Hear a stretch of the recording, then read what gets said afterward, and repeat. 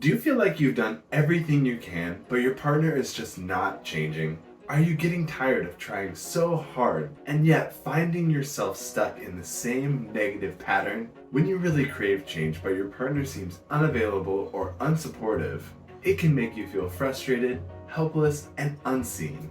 It might even make you want to give up, and your relationship starts to crumble. To avoid that, today we're going to tell you why your partner is not changing and how you can deal with it.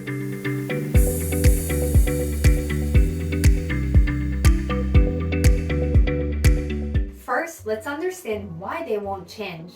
A lot of times, the reason why they're not available for a change isn't a lack of love that they have for you. It's not always that they don't care. Most likely, there is a clear reason why they're choosing not to change.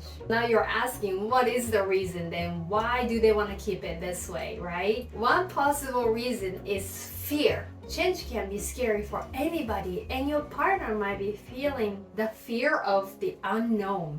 They might have had negative experience with change in the past and could be worrying about the potential consequences that might happen again this time. Another reason could be simply a lack of awareness.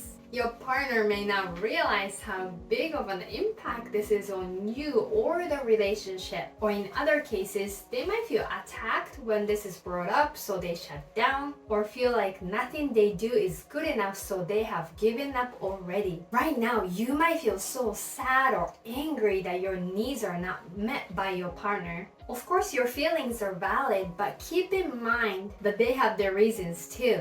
Whether it's a simple unawareness or an emotional defensive mechanism, they're hesitant for a reason. So there might be things that they just need to work through, and it might not be as personal as it feels on your end. It's important to remember that, and if you could approach this with a bit of empathy, it might give you a different perspective on the situation. Having said that, here's the most important thing to know about changing your partner.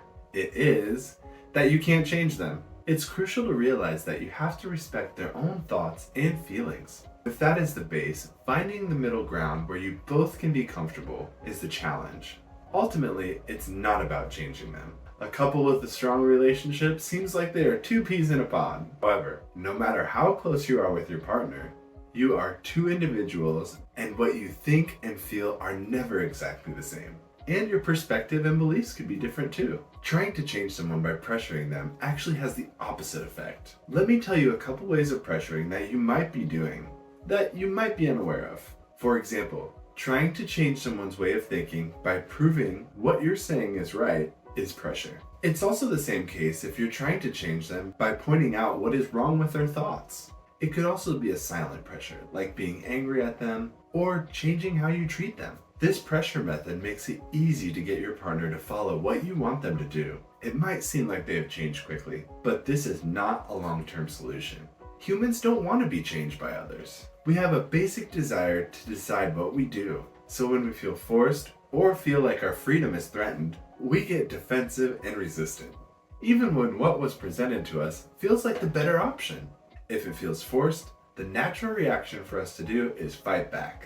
This even happens unconsciously, and it's called psychological resistance. So knowing that you can't change your partner is the first step of changing your relationship. Realizing that will ground you. Then you can have a constructive conversation about a realistic solution that meets both of your needs. That being said, let's focus on your expectations for a little bit. I want you to ask yourself, are my expectations realistic? Am I expecting my partner to change in a way that's unfair or uncomfortable to them? You really need to see if what you're requiring from them is something they're comfortable with or even capable of. Nobody is perfect, and that applies to your partner too. It's important to find the balance between encouraging the change and accepting your partner for who they are. They might not always give you a perfect response or reaction, and you just gotta accept that there will be some successful moments and unsuccessful moments. The key is to have low expectations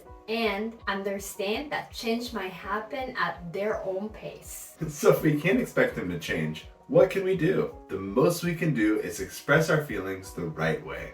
Now, this is a tricky one. We think we are communicating effectively, but a lot of times we are missing the tools to truly make it healthy and healing. When you say, "I feel hurt when you do this," you might think you are talking about your feelings, but your partner hears, "You are not good enough," or "You are a failure." That naturally makes your partner distance themselves or put up a wall to protect themselves from getting hurt. And you wonder why your healthy communication isn't getting to them. Instead, it seems like it keeps pushing them away. What needs to be said is, when this happens, I feel hurt. I need this or that to feel loved and heard. Feeling like that will make me feel happy in the relationship for a very long time.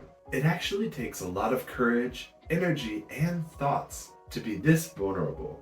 But this is what you need to do. If your feelings were communicated with blame, shame, or criticism, you might still be contributing to unhealthy conflicts or negative patterns. Alright, so what do we do if we have truly expressed our feelings in a healthy way, approach them with empathy and understanding, but you're still not receiving the same from your partner?